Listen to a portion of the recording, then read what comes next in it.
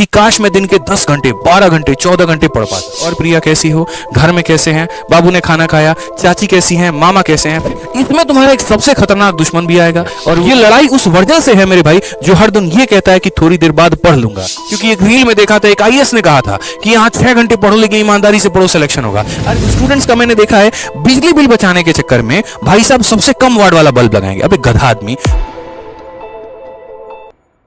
मेरे भाई यहां पर लिखा है how to study 10 hour a day. इस पे सबसे पहले यहां पर YouTube पे ऊपर विवाद होना शुरू हो जाएगा। लोग इस पे कहना शुरू कर देंगे 10 घंटे पढ़ने से कहां सिलेक्शन होता है, फालतू की बातें हैं। लोग तो 6-6 घंटे में पढ़ के सिलेक्शन लेते हैं। क्वालिटी टाइम बहुत जरूरी है। आप 6 घंटे पढ़िए लेकिन मन से पढ़िए। ऐसी तमाम तरह की रीलें तुमने भी देखी और मैंने भी देखी हैं। और इसमें यहां पर यह नहीं कह रहा हूं कि ये गलत है, लेकिन एक बात बता दो मेरे भाई, तुम गाड़ी को बड़े आराम से चलो और कहो नहीं आराम जाएंगे, एक्सीडेंट नहीं होगा, तो इस वजह से क्या तुम्हारा जो जर्नी है वो तो बड़ा सुखदायी हो जाएगा। तुम्हें ना जर्क लगेगा, ना तुम्हें चोट महसूस होगी, ना कुछ होगा, लेकिन क्या तुम सही समय पर पहुंच पाओगे? नहीं पहुंच पाओगे। पेपर ही तुम्हारा 2 महीना बचा हुआ है और तुम बोले जी 6 घंटे पढ़ेंगे हम तो। क्योंकि एक रील में देखा था, एक आईएएस ने कहा था कि यहाँ 6 घंटे पढ़ो लेकिन ईमानदारी से पढ़ो, सिलेक्शन होगा। अरे उस आईएएस से ये भी तो पूछ लो कितने साल से वो पढ़ रहा था। उससे ये भी तो पूछ लो मेरे भाई उसके पास में कितना टाइम था।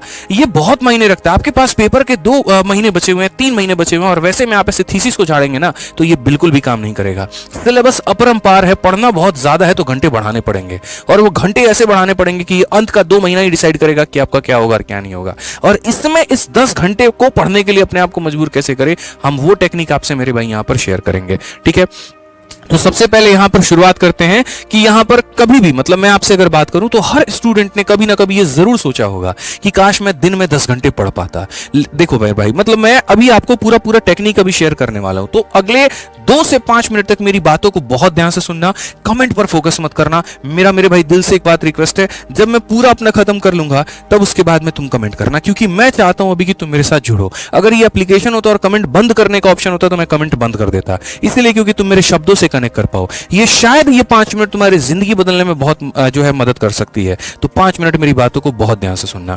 ठीक है, तो जैसे मैंने यहां पर क्या कहा मेरे भाई कि हर स्टूडेंट ने कभी ना कभी ये जरूर सोचा होगा कि काश मैं दिन के 10 घंटे 12 घंटे 14 घंटे पढ़ पाता। लेकिन कोशिश करते ही कुछ घंटों में दिमाग तुम्हारा थक जाता है, बॉडी तुम्हारी सुस्त हो जाती है, रूटीन 1 से 2 दिनों में ही बिखर करके रह जाता है और वापस से तुम 0 पर आ जाते हो। तो क्या वाकई में 10-12 घंटे पढ़ना मुमकिन है?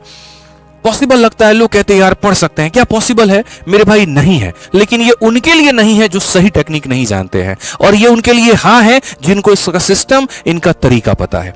और आज मेरे भाई मैं इस वीडियो के माध्यम से आपको वही सिस्टम बताने वाला हूं जो बिल्कुल रियल होगा, प्रैक्टिकल होगा और आप जैसे एस्पिरेंट्स के लिए ही होगा। इस बात को ध्यान रखिए।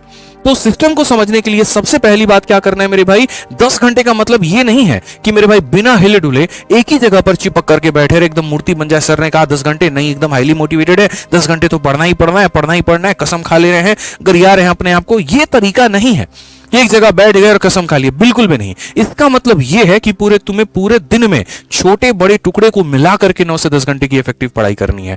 थोड़ा सा पढ़ा फिर गैप लिया, थोड़ा पढ़ा फिर गैप लिया। लेकिन वो तरीका क्या है गैप लेने का और वो पढ़ने का तरीका क्या है मैं आपको बताता हूं। एक ऐसा तरीका जिसमें तुम्हारा दिमाग एक्टिव भी रहे और आउटपुट भी आता रहे, यह तरीका तुम्हारा होना चाहिए। और ये कैसे आएगा? तो सबसे पहले तुम्हारा रूटीन जो है एकदम फैंसी नहीं होना चाहिए, रियल होना चाहिए। मतलब ऐसी ऐसी बातें लिख देते हो ना, 7 से लेकर के 10 तक मैथ्स की प्रैक्टिस और 10 से लेकर के इंग्लिश प्रैक्टिस या इंग्लिश की प्रैक्टिस। कैसे पॉसिबल है कि लगातार तुम 4 घंटे पढ़ लो?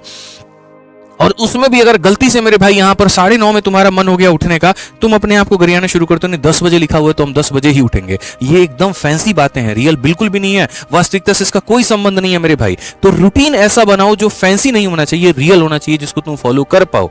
ठीक है, उसके लिए तुम्हें सुबह उठने का सबसे पहले तो टाइम फिक्स करना होगा कि एक फिक्स टाइम है, उठने का टाइम फिक्स कर लो। पढ़ने के टाइम में थोड़ा बहुत चेंज हो जाएगा, ठीक है, लेकिन उठने का टाइम फिक्स। मेरा मतलब इतिहास था कि 7 बजे उठूंगा तो मतलब 7 बजे उठूंगा, ठीक है, वो मेरा डिले नहीं होना चाहिए।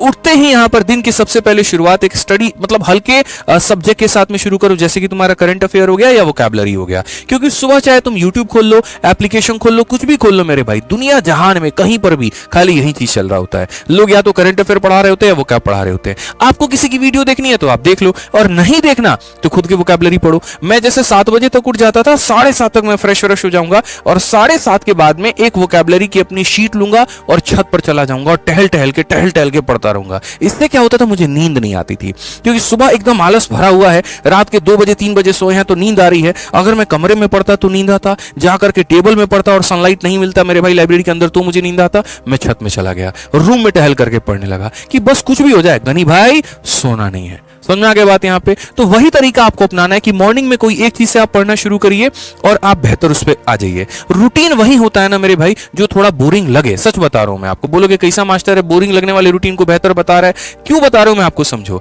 ठीक है, वो बोरिंग लगे ठीक है, उसको रिपीट भी करना है, लेकिन उसका जो तरीका है वो क्या है हम आपको अभी शेयर करेंगे। इस बोरिंग रूटीन में सबसे बड़ा दुश्मन क्या है, आपकी बोरियत है। और वो बोरियत को दूर करने का तरीका क्या है, वो बोरियत को दूर करने का तरीका यही है। पहली बात, वो बोरियत आता किससे वो समझो। तो वो बोरियत तुम्हारे वही किताब, वही कुर्सी, वही तरीका, दिमाग बार बार तुमसे ये कहता है यार अब नहीं होगा। जैसे मानो कोई बच्चा एक बार मेरे भाई कोई अटेम्प्ट में फेल हो जाता है, ठीक है, अब अगर दोबारा बार जब उसको तैयारी करना बोला जाता है ना कि यार दोबारा सेकंड अटेम्प्ट के लिए तैयारी करो, पहली बात तो वो अपने आप में मन से थक जाता है, शरीर नहीं थकता, उसका मन थकता है। अरे यार वहीं पीवाईक्यू की किताब लगानी पड़ेगी, फिर से वहीं मॉक टेस्ट देना पड़ेगा। तो ये जो बोरियत तुम्हारे ऊपर हावी हो रहा है ना, ये बच्चे कहीं ना कहीं ये सर का स्काल्प डैंड्रफ है जो ग्रोथ नहीं दे रहा है तुम्हारे स्काल्प को। अगर वो डैंड्रफ नहीं रहता, पूरा तुम्हारे बॉडी को हेयर को न्यूट्रिशन मिलता, वो ग्रोथ करता। वही बात है, वो जो बोरियत है वो एक लेयर ला करके दे रहा है। तुम्हारे इच्छा शक्ति तुम्हारे सपने के बीच का है, वो उस बोरियत को तोड़ना है। उस बोरियत को तोड़ने का तरीका क्या है, तो हर 2 से 3 घंटे के अंदर में अपने स्टडी रूम के लोकेशंस को आप बदलो।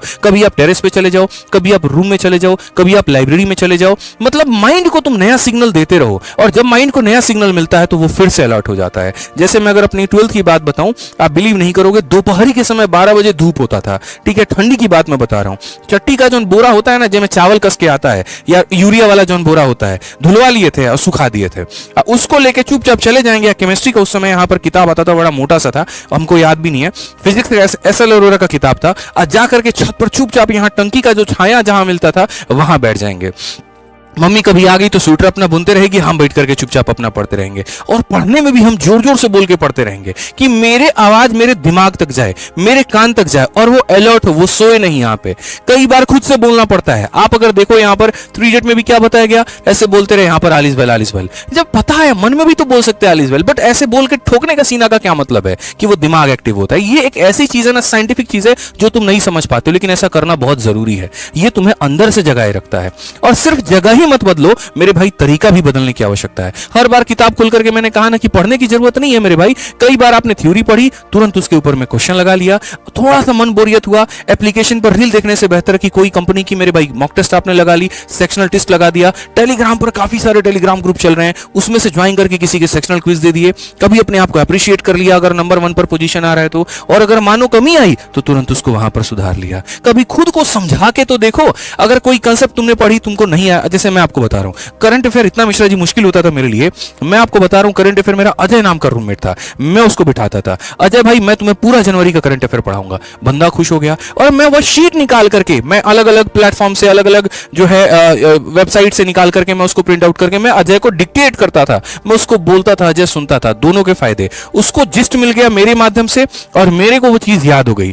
मैं दिल से बता रहा हूं, अगर मैं यहां पर है ना, मैंने गुरुकुल में पढ़ाना इस वजह से शुरू नहीं किया था, मुझे पढ़ाने का शौक था। मैं जब दूसरों को पढ़ाता था तो मेरी वो चीजें क्लियर होती थी, और क्लियर होती थी तो मुझे लगता था यार कि यहां फायदा हो रहा है, तो मैंने इसी वजह से लोगों को पढ़ाना शुरू किया। फिर उसके बाद धीरे धीरे वो पैशन में बदला। पैशन तो बहुत पहले से था, लेकिन कंपटीशन में आप पैशन को हावी नहीं होने दे सकते, कंपटीशन सीरियसनेस मांगती है। उसी चीज को मैंने थोड़ा कन्वर्ट किया, लोगों को समझाना शुरू किया। गणित के खतरनाक खतरनाक कंसेप्ट हमने दूसरों को पढ़ाने शुरू किए। उससे फायदा दूसरों का भी हुआ कि उनको यहां पर मिल गया जो चाहिए था, और मेरा फायदा ये हो गया कि मेरी वो चीजें मजबूत हो गई। मैं वो बंदा हूं जिसको हिस्ट्री सबसे ज्यादा सताता था, ज्योग्राफी सबसे ज्यादा रुलाता था।